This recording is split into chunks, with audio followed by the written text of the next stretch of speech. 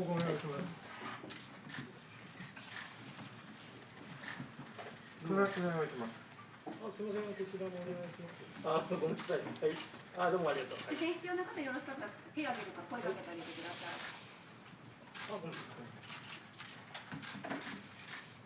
ありがとうございます。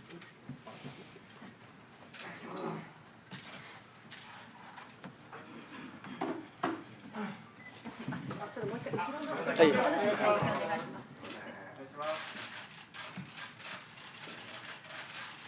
お願いします。ありがとうございます。すみません、お願いします。はい。ありがとうございます。お願いします。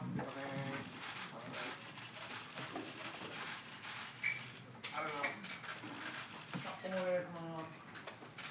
もう一枚いきます。はい、ありがとうございます。長くて申し訳ない。後ろテレビカメラのちょっと視線お願いしてください。視線必要なテレビの方、ちょっと手を挙げていただけますでしょうか。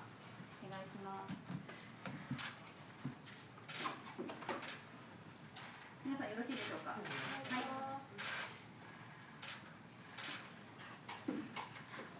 皆さんよろしいですかね。こちら、はい。他よろしいですか。この方たち、OK ですかね。はい。じゃあこの辺で、はい、ありがとうございます。どうぞこちらにおってください。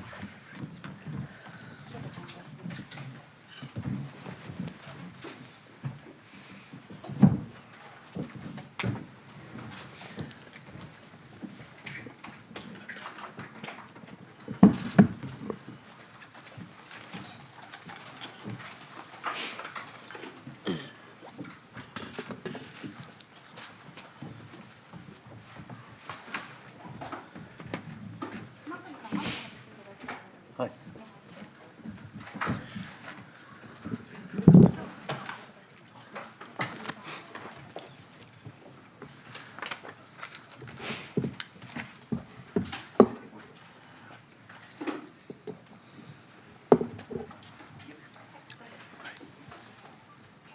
I have to do this. I feel like I should have a bell rather than a gavel on a day like this. But good afternoon, everyone. Welcome to the Foreign Correspondents Club of Japan. My name's Justin McCurry. I'm a member of the Professional Activities Committee here. We don't have very long. We just have 1 hour, so I'll be as quick as possible. At the far end of the table is our interpreter today, Shun Nakasone. よろしくお願いします。よろしくお願いいたします。通訳の中曽根と申します。We're delighted to have a very special guest at the FCCJ today. Naoya Inoue punched his way into the record books recently when he became the first Japanese fighter to hold a world title from 3 different sanctioning bodies. And that was after his explosive second-round victory over Nonito Donaire at the Saitama Super Arena earlier this month. 今日は、皆様お集まりいただきましてありがとうございます。私はジャスティン・マカリーと申します。当協会のアクティビティコミュニティに所属しております。今日はスペシャルなゲスト井上尚弥選手をお招きいたしました。井上選手は日本人選手としては初めて3団体を統一され、先日それを埼玉スーパーアリーナでのノニトドネア戦で第2ラウンド TKO という形で実現いたしました。Inoue Senshu not only secured 3 of 4 belts at bantamweight, days after his victory, the Ring Boxing magazine confirmed what I think many boxing fans and pundits believed already, and that's that Inoue Senshu is the best pound-for-pound boxer in the world right now. 井上選手3団体を統一されただけでなく、先日その偉業を成し遂げた後にですね、非常に名高いボクシング専門誌リングという雑誌でですね、パウンド・フォー・パウンドで井上選手が世界で一番強い選手であるというふうに記されておりました。His next target will be to unify all 4 major bantamweight titles in a possible fight against the WBO bantamweight champion, the Englishman Paul Butler, but maybe we'll hear more about that later. 井上選手、次に目標とされているのは、4団体統一でございます。その相手となるのは WBO の現在のチャンピオンであるポール・バトラー選手ですけれども、これに関してはまた後ほど皆様とお話ししたいと思っております。So without further ado, Inoue Senshi has kindly made time to speak to us today. So could you all please join me in giving him a very warm welcome to the FCCJ. Thank you. 本日、井上選手は、こちら FCCJ で、お話をくださるということでお時間いただきましたので、私の方から最初いくつか質問させていただいて始めたいと思います。よろしくお願いいたします。Okay, we're going to do things slightly differently today. Rather than have a speech, Inoue Senshi and I are going to chat for about 20 minutes. Then we'll open the floor up to questions, beginning with correspondents and then to other people on the floor. I'm aware that you have questions that you definitely want to ask, so I'm not going to tread on anyone's toes. I'm going to have just a very general chat about the last few weeks and about Inoue Senshi's career, and then believe me, there will be plenty of time for you to ask questions a bit later on. まず今日はですね、ちょっと従来とは違った形で開始したいと思っております。通常であれば選手からスピーチをいただいてという形になるんですけれども、今日は私とですね、井上選手との間で少し会話をしながら20分ほど最初の時間を使わせていただきます。その後、皆様からご質問などあれば受け付けたいと思っておりますが、もちろん皆様が非常に重要な質問をお持ちであるということを理解しておりますので、その邪魔をするつもりは一切ございません。非常に一般的な質問をここで井上さんに投げかけて、前回のドネア戦を振り返っていただいたり、あるいはこれまでのキャリアについてのお話をしていただいたりということをして20分過ごしたいと思っております。その後、皆様からご質問いただく時間は十分にあると思っておりますので、そちらでまたご質問ください。Okay, let's get started. よろしくお願いします。では、井上選手、よろしくお願いいたします。So it's only been about 3 weeks since the Donaire fight. It obviously ended very quickly and explosively. But could you talk us through how you were feeling before the fight and what was going through your mind during the fight? Because it was very different from your bout with Donaire in 2019. まず、もう3週間経ちましたけれども、ドネア戦についてお話を伺いたいと思います。素晴らしい形で非常に爆発的な力を発揮されて、素早い試合となって結果終わりましたけれども、その試合前どのような形で準備されていたか、また試合中どのような思いを持っていらっしゃったか、もちろんドネア選手とは2019年に戦っていらっしゃいますけれども、その時とはだいぶ様相が違うファイトとなったと思いますので、その辺をちょっとお話を伺いたいと思います。はい、そうですね、6月7日の、ドネア2の試合はですね、第1戦はかなり激闘を繰り広げての試合だったので、今回の試合に関しましては、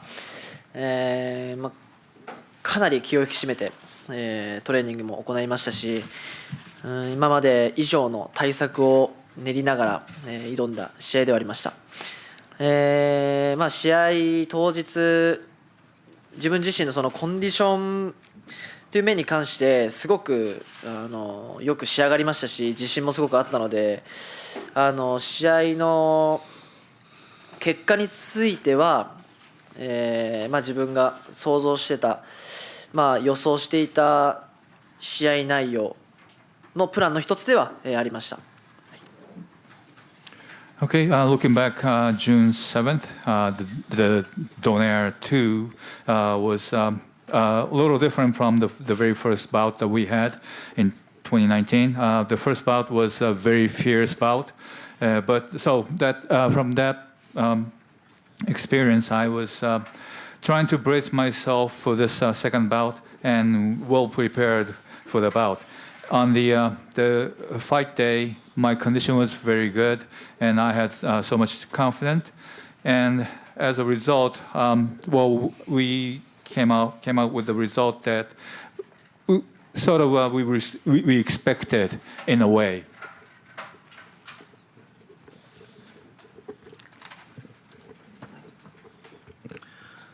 So since then, you've obviously been in a lot of demand with the domestic media and the international media. I know my newspaper carried stories on its website about your victory over Donaire. I just wondered when you're suddenly in the you've been in the limelight for a while, but when something like your victory over Donaire happens and you're in demand, how do you deal with the pressure, not just of boxing and training, but also, the demands from the media? Do you like being in the spotlight? Is there anything you do to relieve the stress from all of that? 井上選手、試合が終わってからですね、国内だけでなく海外からもさまざまなメディアの注目を浴びていらっしゃると思います。ウェブサイト上でも非常に話題が沸騰しているというところではありますけれども、このようにドネア戦で勝利した後、非常に多くのスポットライトを浴びている現在ですけれども、そのようにもちろんトレーニングをもちろんされなければいけない中、さまざまなメディアからのリクエストもあると思いますし、それに対応されていらっしゃると思いますが、そのような緊張感というかプレッシャーというのはどのように自分の中でうまく対処されていますか。そしてそのようにスポットライトを浴びることをご自身は楽しんでいらっしゃいますか。そうですね、このドネア戦が終わって、結果的にパウンドオーパウンド1位という、ものも、ランク付けされましたし、その上でこうしたメディアの注目も浴び、自分の中ではすごくありがたいことですし、これもやっぱりこう自分にとって、いい、方向に進んでいると思うので、メ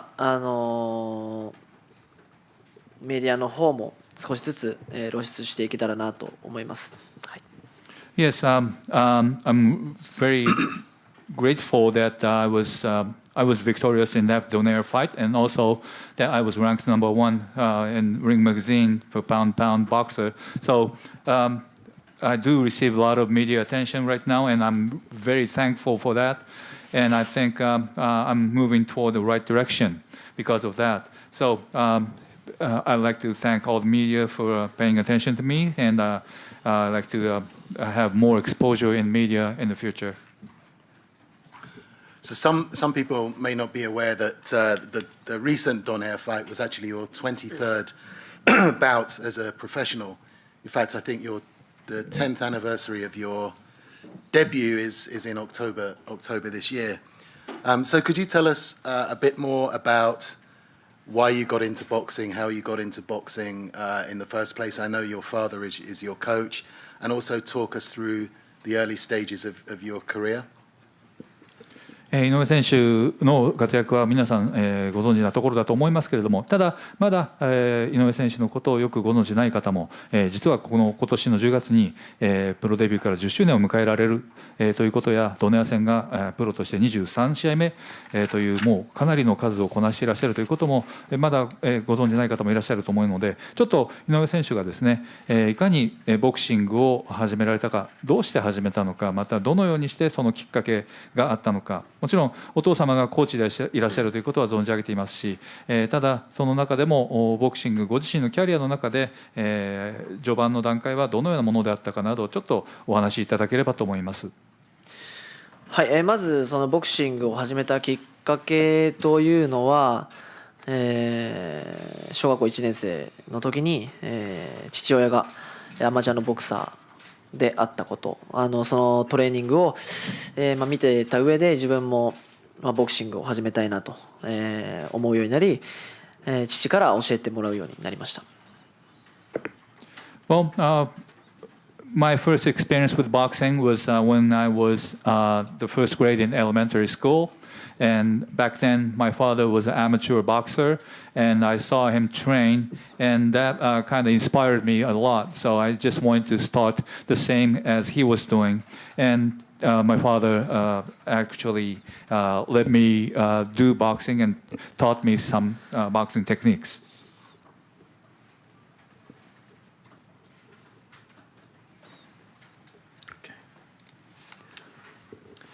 One thing I'm interested in is how you prepare for a fight, for a big fight, like your recent bout with Donaire. So I know that professional boxers have a certain routine when they're preparing that is quite different from the kind of life they lead just after a fight when they're not preparing for another big bout. So I wondered if you could just talk us through what a typical day would be for you when you're preparing for a big contest like the one earlier this month. 私はプロボクサーの方がですね、どのように普段試合に向けて準備をされるかというのに非常に興味を持っておりまして、もちろん今回のドネア戦に向けて井上選手もさまざまな準備をなさったと思います。その準備の段階で普段使っていらっしゃるボクシングのルーティンというのはどのようなものなんでしょう。もちろん我々が想像する一般的な日常とは全く違ったものだと思いますし、でもそれが井上選手にとってはやはり通常になっているのではないかと思いますので、今月行われたこの大きな試合に向けてどういった準備をされて、その準備は井上選手の中で通常になると思いますけれども、その通常の一日の過ごし方というのを少し教えていただければと思います。はい、まず、ボクサーの一日といいますか、これは、大体のボクサーがこういうトレーニングをしているだろうという、一日は、まず午前中ですね、朝起きてからロードワーク、フィジカルだったり、走り込みだったり、そういうものを行います。そして、午後に、ジムワーク、ボクシングジムで、トレーニングを行うんですけど、ここはだいたい3時間くらいを、めどにトレーニングを、行っています。1日のそのトレーニングの内容で言いますと、午前中にロードワークを1時間半行い、夕方頃3時間トレーニングを行うという、トレーニングメニューにはなりますね。Well, probably the normal day for a boxer would be probably this is right for most of the boxers. I think lots of boxers do these, and I do in the morning. I do road work. It includes physicals and running, and also in the afternoon I go to the boxing gym and do the gym works. The AM part, the morning part takes about an hour to hour and a half for road work, and also in the afternoon I do training for 3 hours. So that's probably the normal training day before the fight. Okay, we've got a couple of minutes, so just one last question from me before we open it up to the floor. You mentioned that you watched your dad when you were a kid, and that inspired you and ignited an interest in boxing. Are there any boxers from history or current boxers who have inspired you as well, or maybe other athletes, sportsmen and sportswomen from different sports? はい、ちょっと時間が迫ってきましたので、もうあと1、2分だと思いますので、最後の質問としたいと思いますが、井上選手、今お父様から、刺激を受けて、ボクシングを始めたというふうにお話しいただきましたが、実際にボクサーの中で、これは過去の選手でも現在の選手でもなんですが、井上選手がこう刺激を受けていたというような選手というのはいらっしゃるんでしょうか。または他のスポーツのアスリートでも結構ですが、そういった方がいらっしゃればぜひ教えていただきたいと思います。そうですね、ボクシングをやる上での、刺激を受けた選手という人は特にはいなく、それは他のアスリートでも同様で、単にそのボクシングが楽しいだとか、やっぱり自分自身が強くなりたいという気持ちで、やってきたので、やっぱり父のトレーニングを見て、父に憧れてボクシングを始めたっていうものがやっぱ強かったので、そういう憧れた選手とかもいないですし、常にその父親の背中を見て追いかけながらやってきた、記憶があるので、本当に憧れていた、存在というのはやっぱり父親になるのかなと、思いますね。Well, actually, in the boxing world, I didn't really get inspired. Never got inspired by any other boxers, and either from other sports athletes. So I just wanted to do boxing because it was so much fun, and I really wanted to become a strong fighter. So that was my motivation to do boxing, and didn't really have anyone to look up to. My father's training was really cool to me when I was young, and I admired that so much. and he was really strong. So I always followed his footsteps. I looked at his back and followed his footsteps. And so if there's any one figure that I actually admired or looked up to, it could be my father, I would say. Okay, thank you. Okay, great, thank you. Now let's open things up to the floor. Before we take the first question, if you could, I'm sure everybody's done this already, just switch your mobile phones to silent mode. And when you ask a question, please raise your hand clearly so I can see you, because there's quite a lot of people in the room. Please state your name, which organization you work for, and let's try to keep it to one question at a time, and then if there's time at the end or towards the end of the session, I could come back to people to ask follow-up questions. Thank you. ではここから皆様に質問を投げかけていただきたいと思いますけれども、質問を皆様にしていただく前に、もう皆様ご存知のことでしょうけれども、モバイルフォン、携帯などはスイッチをオフにするかサイレントモードにしてください。そして質問される際はお名前と組織名をおっしゃっていただいて、一度につき質問1つでまずお願いいたします。最後に時間があればまた皆様にそれ以上の質問を投げていただくという形にしたいと思います。よろしくお願いいたします。Okay, who'd like to ask the first question? ではご質問ある方どうぞお願いいたします。Andrew.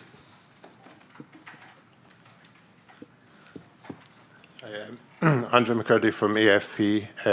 You said that your short-term goal this year is to become the world undisputed bantamweight champion. What about your long-term goals? What do you hope to achieve in boxing in your whole career?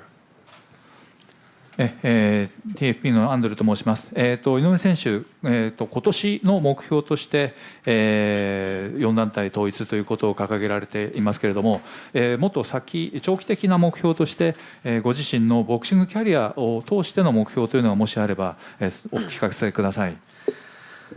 はい、もちろん、今年の目標は、4団体統一というものになりますけど、この年内の4団体統一が、無事行えたとしたならば、その次の目標は、スーパーバンタム級に、上げての、挑戦をしていきたいと、思っています。その先になりますと、やっぱりまた自分の体、体重、そういったところの、問題も出てきますので、そこは慎重に、これから考えていきたいなと思います。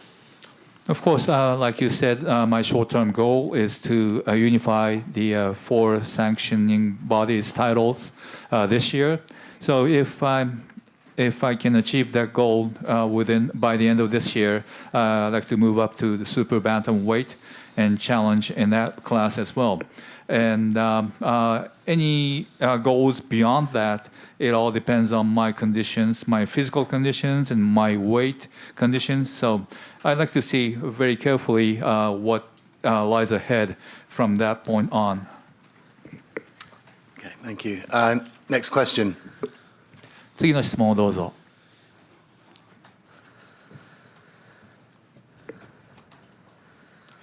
If while people are thinking of questions, if I could follow up on Andrew's question, obviously the talk is that in order to win that 4th belt, the next bout will be against Paul Butler, an Englishman.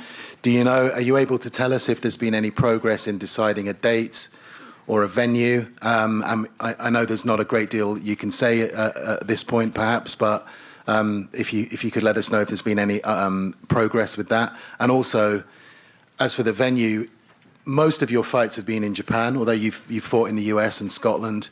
Would you be happier to fight in Japan, or would you be happy to go to England to try and win that 4th belt? ちょっと皆様が質問を考えていらっしゃる間に、今あった質問からちょっと発展して、私の方からも伺いたいと思いますけれども、今4団体統一という目標をまた改めて伺いました。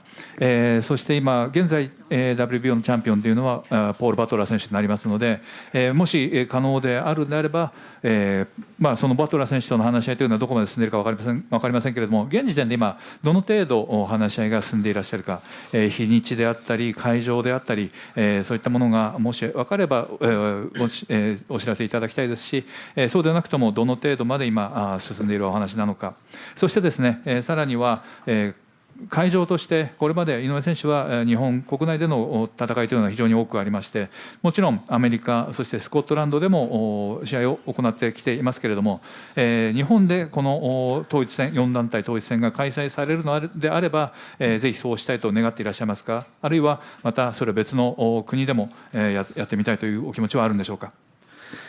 はい、このバトラーとの、交渉につきましては、今、所属ジムの大橋会長からは、交渉中と、それも、流れ的にはいいということを、聞いてはいますけども、具体的な、日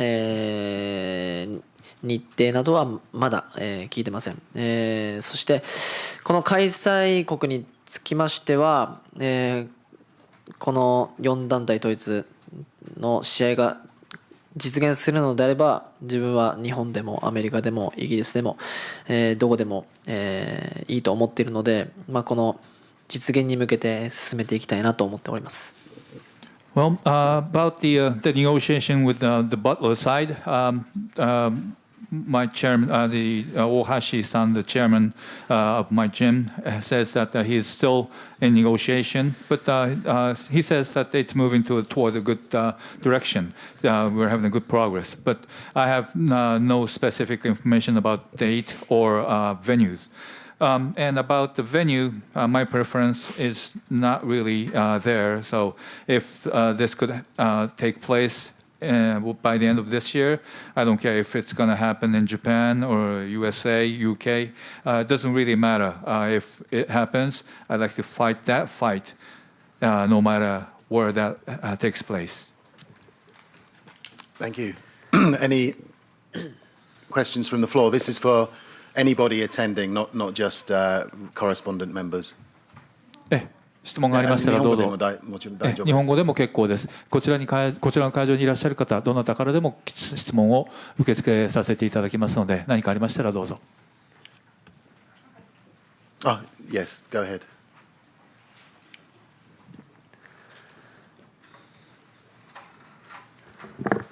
みません、日本テレビの斉藤です。すみません、先ほど話にあったパウンド・フォー・パウンドで1位取られたかと思うんですけれども、それについては率直にどのように思いましたか。また1位として今後どういうふうにしていきたいとか、そういったことがありましたら教えてください。I'm Saito from Nippon TV. You mentioned that you were ranked number one for pound boxer. What was your honest thoughts about receiving that honor? And also, if you have anything in your mind to how to behave like a number one ranked boxer, I'd like to know.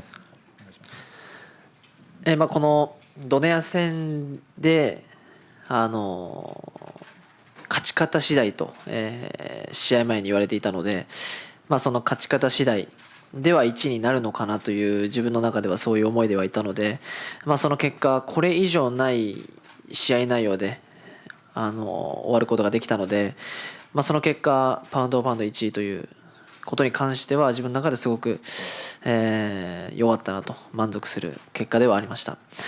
またこの先は、このパウンド・オブ・パウンド1位というやっぱり、立ち位置もあるので、それにふさわしい試合を、こなしていきたいなと思ってます。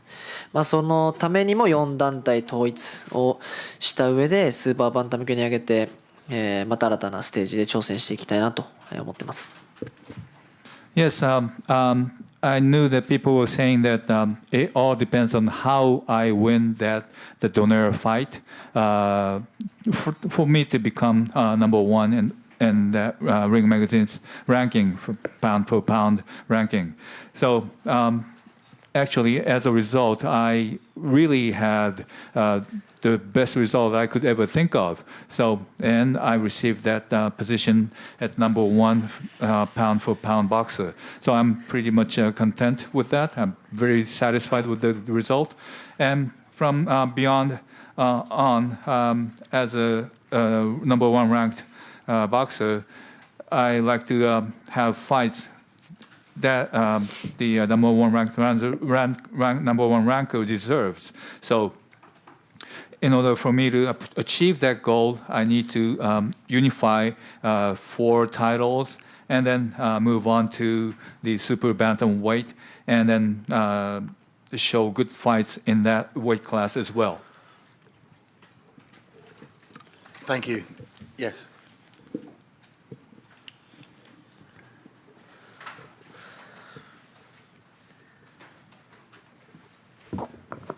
日本経済新聞で山口と申します。よろしくお願いします。私もちょっとパウンド・フォー・パウンドの1位のことにちょっと絡めてお伺いしますけども、ライト級以下の軽いクラスでの選手はやはりほとんどなかなか選ばれなくて、アメリカで人気のある重量級、中量級選手が多い中で、今回こうして1位に選ばれたことは、どういうところに自分のボクシングを振り返ってどういうところに理由があると思いますか。それとあともう一つは他の今パウンド・フォー・パウンドのランキングに入っているようなトップ選手たちと比べて自分のボクシングの特徴とか、ファンや関係者に喜ばれるような、理由っていうのはどういうところにあると思いますか。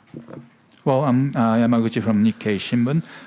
About this PFP, pound for pound, #1 rank.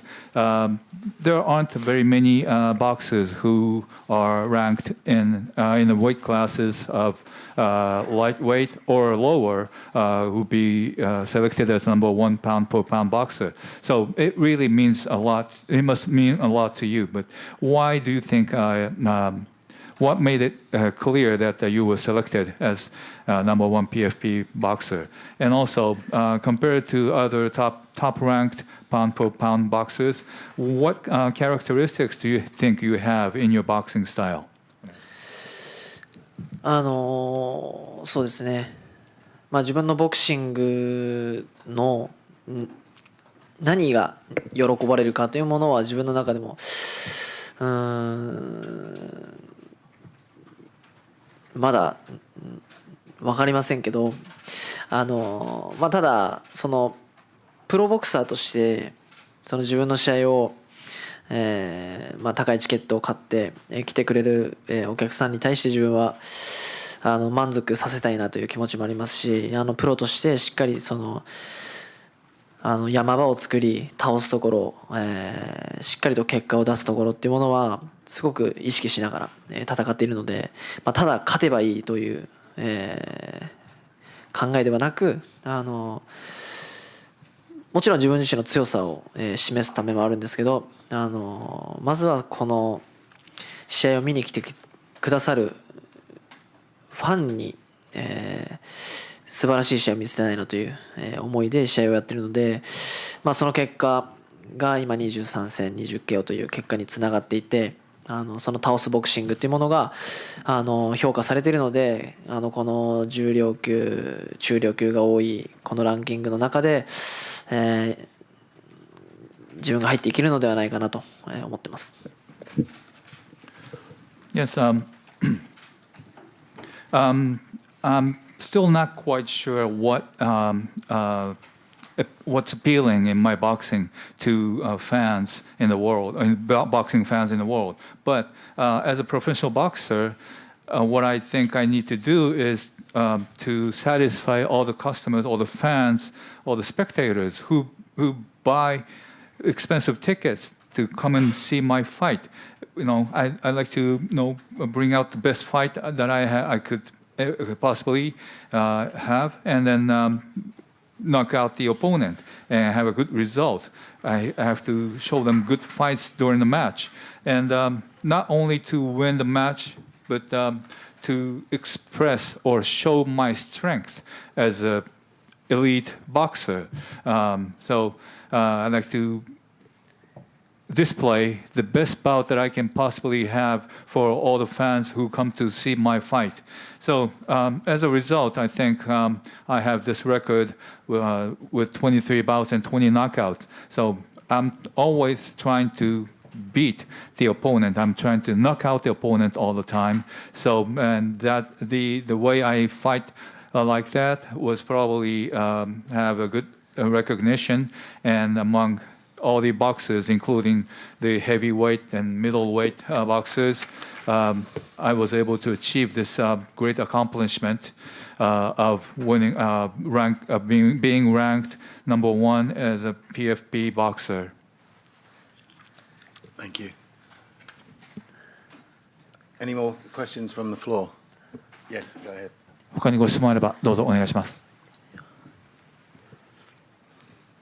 TBS テレビの長尾と申します。井上選手にとって、プロボクサーとしての理想像といいますか、キャリアの中での理想のとする、最終到達地点というものはどういったものを今思い描いていますか？ I'm Nagao from TBS. I'd like to know what the ideal goal that as a professional boxer that Inoue-san has. Maybe at the end of your career, what would you like to be, or how would you like to be? ボクサープロボクサーとしてのその到着地点、最終地点というのは、今は35歳までというものを考えています。そこまでの道のり、理想とするならば無敗でゴールというものが、理想ですけど、ボクシングがそこまでそんなに甘くないスポーツですし、まして階級を上げていけばやっぱその階級の壁にもぶち当たることも、この先出てくると思うので、自分がこのボクシングをやってよかったなと思える、最終35歳であれば自分はこのボクシングをやってきて、満足できるのかなと思います。Well, I'm looking at the ultimate goal of my boxing career as a professional boxing career would be would be age 35. So in order to reach that goal, and also I'd like to be undefeated at the age of 35 when I finish my boxing career. But I do understand boxing isn't that easy, especially when I move up to the higher weight class. I know I'm going to hit a certain wall, but still I like to think when I turn 35, and I like to think that I have been really happy that I did boxing throughout my career, throughout my life. So that's, if I could feel that, I think I would be content of being a good boxer at age 35, as I would have the very ideal myself when that time comes. Thank you. Next question. 次の質問いかがでしょうか。Okay, while you're thinking, we do have some questions that have been sent in online, because people are watching this online as well. Let me ask one from...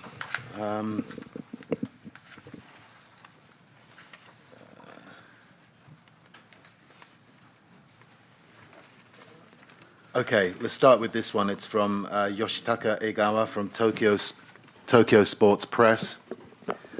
How did you feel when you saw the match between Tenshin and Takeru? Were you inspired?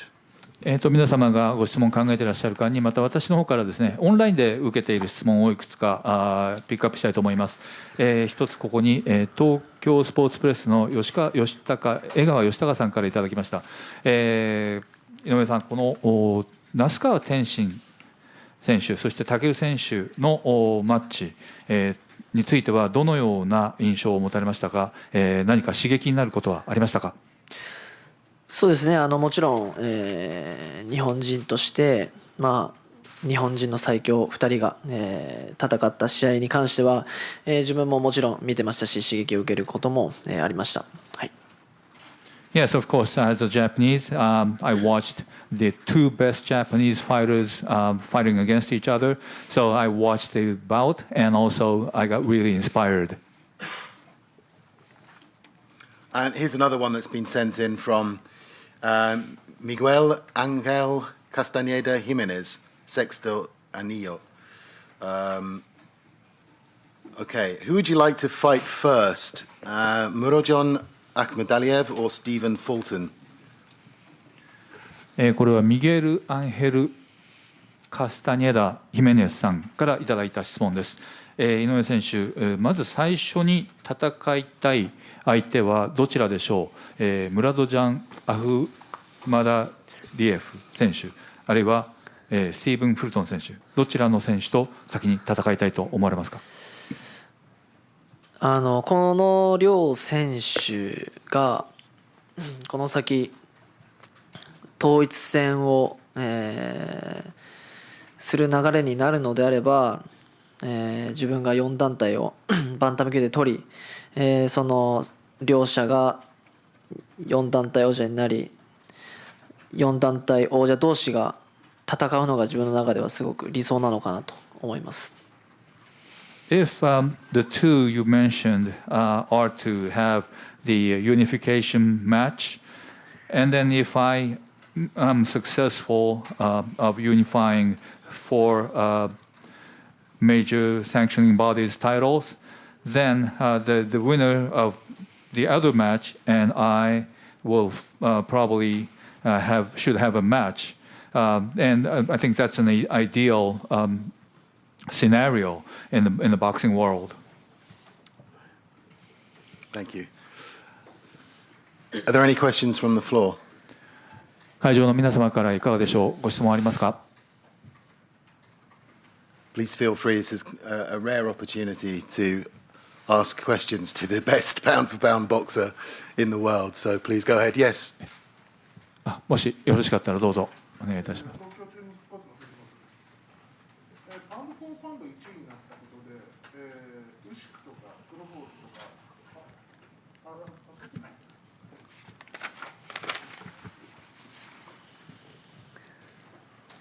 すみません、東京チェインスポーツ藤本です。パウンド・フォー・パウンド1位になったことで、ウシクとかクロフォードとか他のパウンドのランキング上位の選手に対する見方とかライバルとして見方とか変わったりはしましたか。Well, I'm Fujimoto from Tokyo Chunichi Sports. After you become #1 ranked PFA boxer, do you have any other perspective on other higher ranked boxers like Ushiku or Crawford? そうです、あくまでこのランキングに関しては、実際にその体重抜きとした中でのランキングなので、そこまでその上位の選手に対しての、見方だったり、ライバルとしての見方だったりというものは特に、なく、今までと変わりなくですね。Well, about this ranking, it's all about the talk without any difference in weight classes. So I just have the same view or the same perspective for other pound-for-pound boxers, higher ranked boxers. So I don't really have any other any different thoughts on any of them. Any other questions? 他に質問ありますでしょうか。Yeah, go ahead. And then you afterwards. Oh, okay. Sure.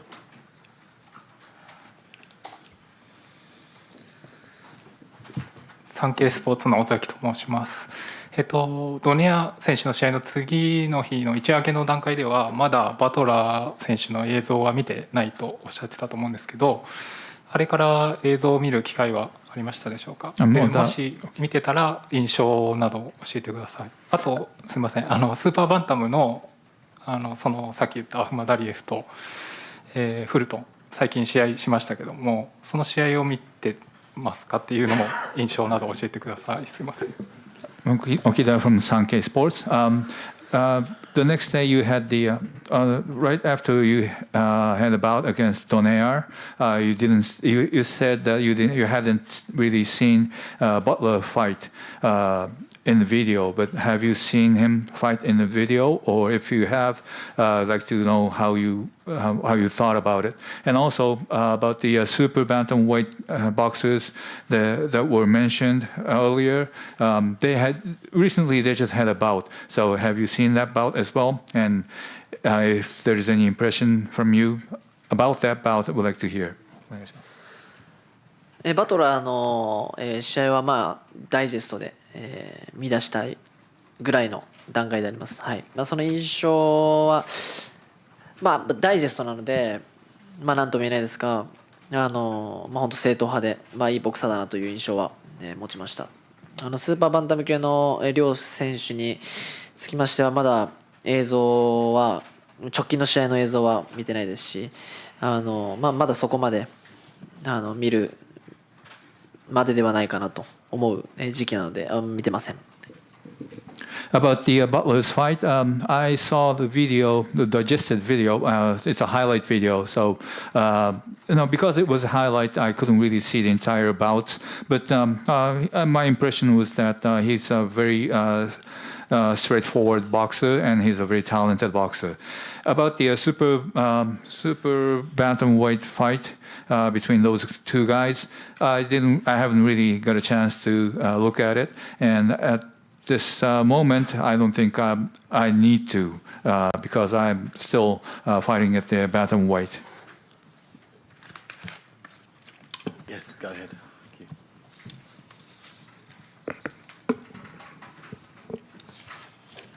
たびたびすみません、日本テレビ斉藤です。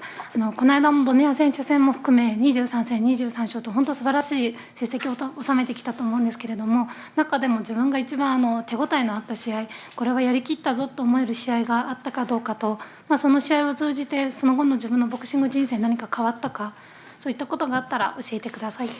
Again, I'm Saito from Nippon TV.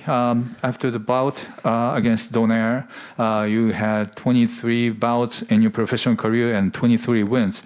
It's such a great feat. But among those 23 bouts, if you can think of one bout that you could, that you really put everything into it, you gave it all you had in that bout, I would like to hear about that. And also, if you had that kind of bout, have you changed the style of your boxing, or have you changed anything? Has anything changed in your boxing career after that very match? お願いします。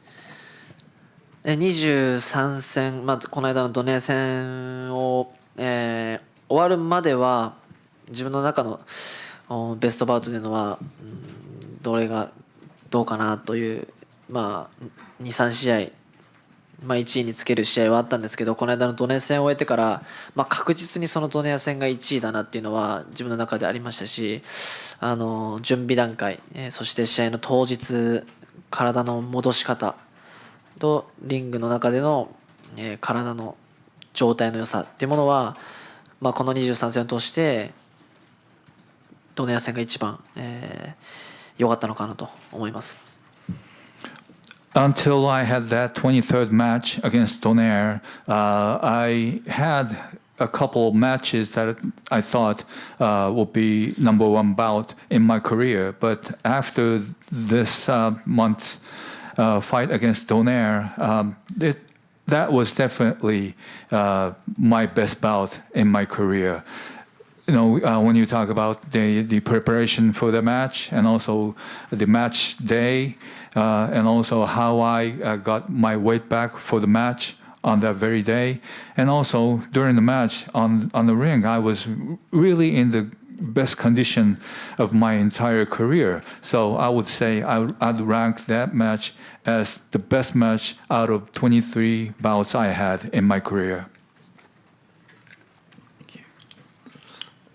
Yeah, Andrew, go ahead.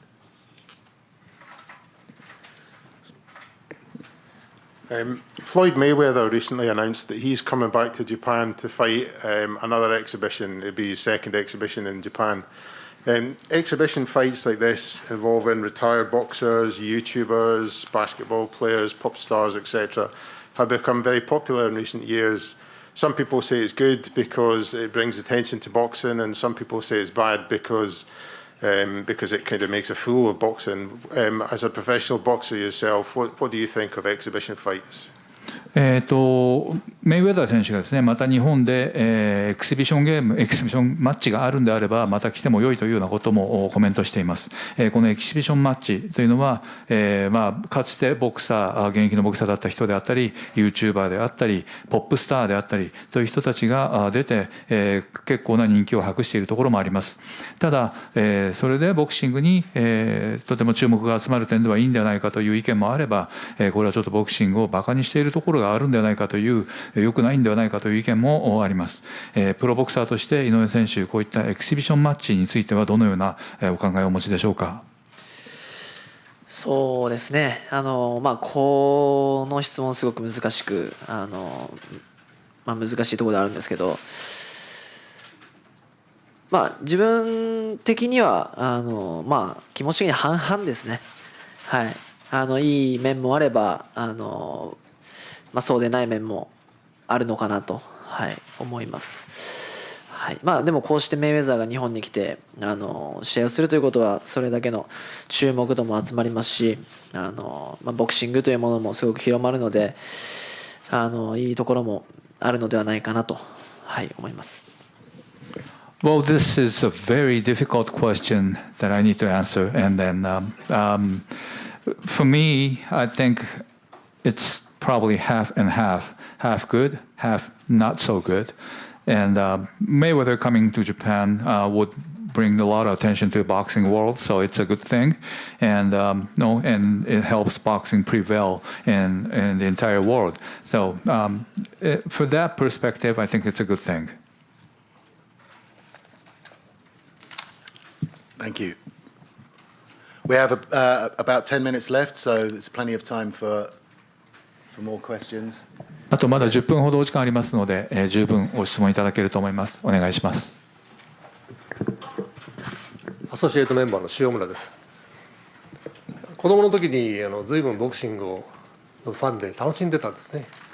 で最近井上選手が出るまであまり興味がなかったんですけども、今から思うと体重のクラスがですね、僕が子供の時は随分少なくて、今みたいにスーパーなんとかとかなんとかっていうのはなくてですね、大まかなクラス分けしかなくて、結構体の違う人が戦うというのを見せてもらったんですね。今は随分クラスがちっちゃくなっちゃって、ある種つまんなくなったという面があると思うんですけども、その辺はどういうふうに、どっちがいいと思いますか。Shiomura, I see you really liked boxing from your childhood, but for me, I haven't really seen boxing. I didn't really have much interest in boxing until Naoya Inoue comes out as a bigger champion. But when in my childhood, there weren't many weight classes, as many weight classes as there are now. Right now, we see many different classes, weight classes, super something, and many of them. But in the past, there were just a few weight classes, and some boxers were obviously looking different in the ring in the same weight class. But these days, we have more weight classes and more diversity in weight classes. What do you think about the fact that there are many more weight classes in the boxing? もちろんボクシングは、殴り合うスポーツで階級制のスポーツであるということで、この今の階級が多い中での、ボクシングというのは、ある程度同じ体格同士で戦うといういい面もあれば、やっぱりチャンピオンが増えるという面もあればという2つの問題があると思うんですけど、だから自分はその中で複数階級この階級で敵がいなくなれば上に上げていこうという思いも持ってますし、ただ自分がスーパーフェザー級ライト級でじゃあ試合をやれるのかといえばやっぱりその体格の問題もあるので、それはやっぱり不可能な領域に入ってくる問題だと思うので、この階級制度、この階級の多さというものには自分はある程度納得しているのかなと、はい、その中で自分の力が発揮できるところまで挑戦していこうかなと、はい、そう思ってます。Well, boxing obviously is a sport in which boxers do hit each other, and then they were classified in various weight classes. And having many weight classes would mean that it's that fairly same physical types can have a match against each other, so it's a good thing. And maybe it's not really good because there are just too many champions in the boxing. So for me, I'm trying to fight in different weight classes, and if I see no good opponents in one weight class, and I just go up to the other one, or I just go down to the other one. But there's no way that I can go up to super featherweight or lightweight to fight against those fighters and win. So having decent number of weight classes would be very understandable for me.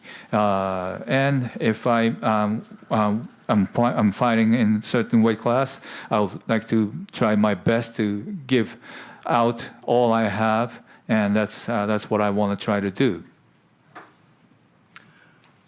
Thank you. I've got a question that's related to that. It's submitted online by Victor Yakon. Jakon, apologies if I've mispronounced your name. Would you want a warm-up fight or a tune-up at super bantamweight? Or after your bout with Butler, do you want to jump straight into a fight with the super bantamweight champion?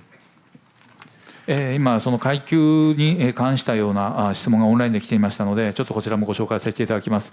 井上選手、スーパーバンタム級に上がる前に、ある程度、ウォームアップ的な、チューンアップ的な試合というのはされたいと思いますか、あるいは、もしバンタム級でバトラー選手と戦うことができたとしたら、その直後にもうすぐにスーパーバンタムに上がっていくということを考えるでしょうか。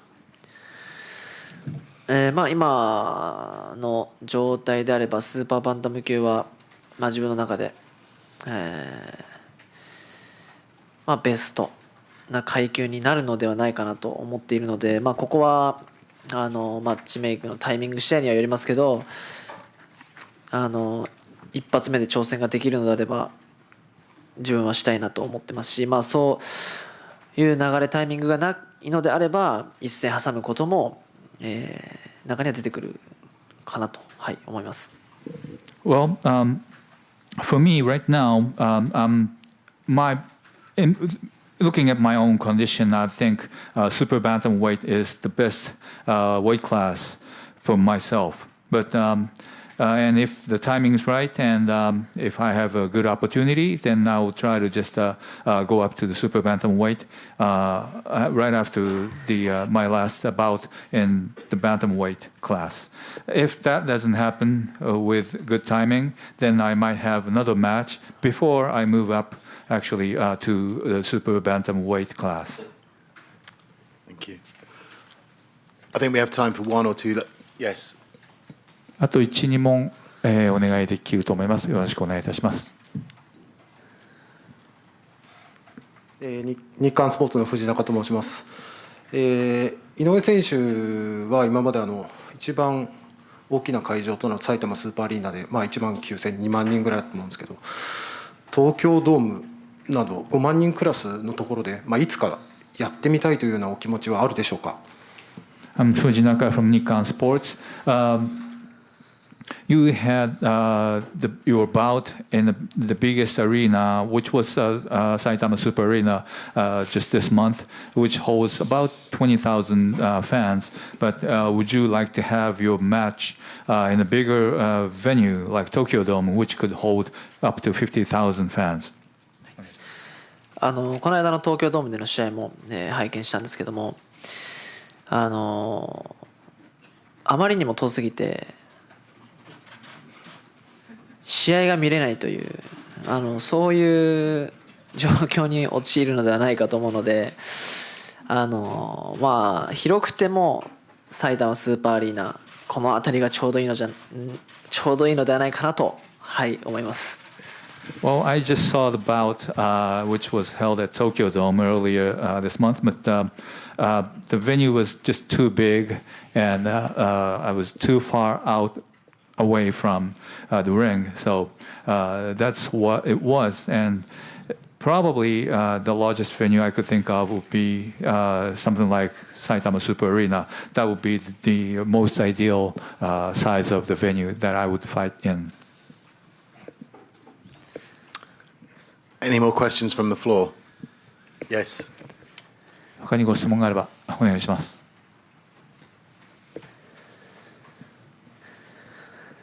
アソシエイト会員の加藤と申します。井上選手、今日はどうもありがとうございます。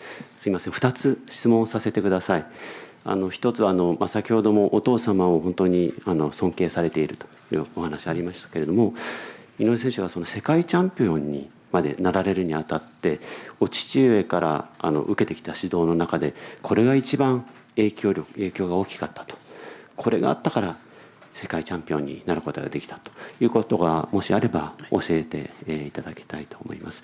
あともう一つは井上選手ものすごく強くいらっしゃって、でそれと同時にものすごく紳士的なそのキャラクターが多くのファンを呼び込む一つの要因だと思うんですけれども、日頃そういうふうに紳士的に振る舞われているのは、何かそのボクサーである前に人として何か心がけている、志しているものがおありなのかどうか、そこら辺もしありましたら教えてください。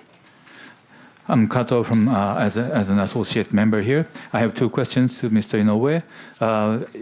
Like you said, you have so much respect to your father, but after you become the world champion, is there anything that you can think of out of the instructions that you received from your father that most impacted you in your career? And also, my second question is that you're such a strong fighter, you're a great fighter, but also you have such a gentleman. You are such a gentleman, and that characteristics draws a lot of fans. And do you have anything that you always try to act like before as a fighter, like as a human being?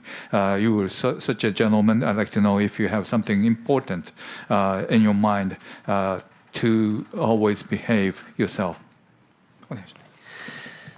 はい、ボクシングを、やるにあたっての、父からの教えというのは、自分の中ですごく今でも役立っているというか、思うのは、一番はまずはディフェンスですよね。これはもう小学校1年生から教えてもらって、一番最初に教えてもらったことではあるので、それは今のこの自分のボクシングスタイルにも生きているのかなと思います。あとは、集中力を切らすな、相手が格下であっても気を抜くなという、その精神的なところを、毎日言われてきてたので、そういったところはやっぱトレーニングをする上で一番大事なところではあるのかなと。はい、やっぱりこの集中力、相手が格下であっても、相手をなめるなというのは、自分がボクシングをやる上でふと気を抜く瞬間が一番危ないなと思うので、そういったところは自分の中に身に染めてあるので、一番今のスタイル、このボクシングの強さを発揮する上で一番大事なことなのかなと思いますね。はい、あとはそうですね、紳士的に振る舞うという面に関しては、あくまで紳士的に振る舞っているという感覚はなく、もともとの性格というか、が多分こうなのかなという、はい、思います。はい。Yes, about my boxing, what my father taught me was that probably the defense was the most important thing that he taught me. This was the first thing I learned when I was the first grade in elementary school, and I still have this importance in defense in my boxing style right now. And he also told me not to lose your concentration, not to lose your focus during the boxing match. So even if you're fighting against someone ranked lower than you are, you shouldn't you shouldn't lose your focus. That's what he taught me. Those very mental things that I'm trying to keep up in my training are the ones that I prioritize most in my boxing. Like I said, keep focusing no matter who the opponent is. So that's whenever you lose the focus, that's the most dangerous point in the boxing match. So I just don't want to have that. And I think in my current boxing style, I think I'm trying to have that as much as possible. For the second question, me being gentle, I don't really know if I'm that gentle. So it's not something that I'm trying to be.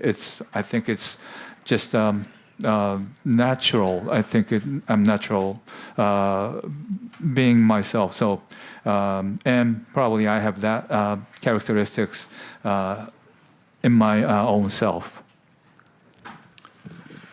Great, thank you very much. I'm afraid it's already 1:35, so we're going to have to bring things to a close.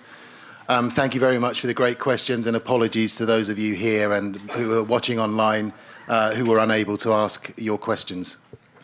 もうそろそろ1時35分に実は時間がなっていまして、もうお時間かと思います。皆様、今日はまたご来場いただきましてありがとうございました。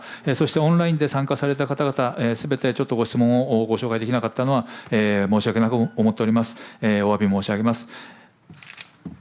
So all that's left for me to do is to thank Inoue Senshu again for coming today.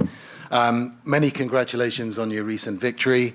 We're all going to be watching your career with interest, so we wish you all the best of luck with that. And just as a token of our appreciation, as is customary, I'd like to present you with, it's a 1-year honorary membership of the Foreign Correspondents Club, so please feel free to come and see us, use the bar, the restaurant, anytime you like, and bring your colleagues and friends with you. So please, everybody, join me in thanking again our fantastic guest speaker, Naoya Inoue. 今日はお越しいただきましたのは井上尚弥選手でした。先日の勝利本当におめでとうございます。そしてまたこれからもご活躍をお祈り申し上げます。ここで通例となっております。ここの名誉会員になっていただくことになりますので、ここのバーであったりレストランであったり、ぜひご友人などお誘いの上お越しいただければと思います。本日はお越しいただきましてお時間いただきまして本当にありがとうございました。ありがとうございました。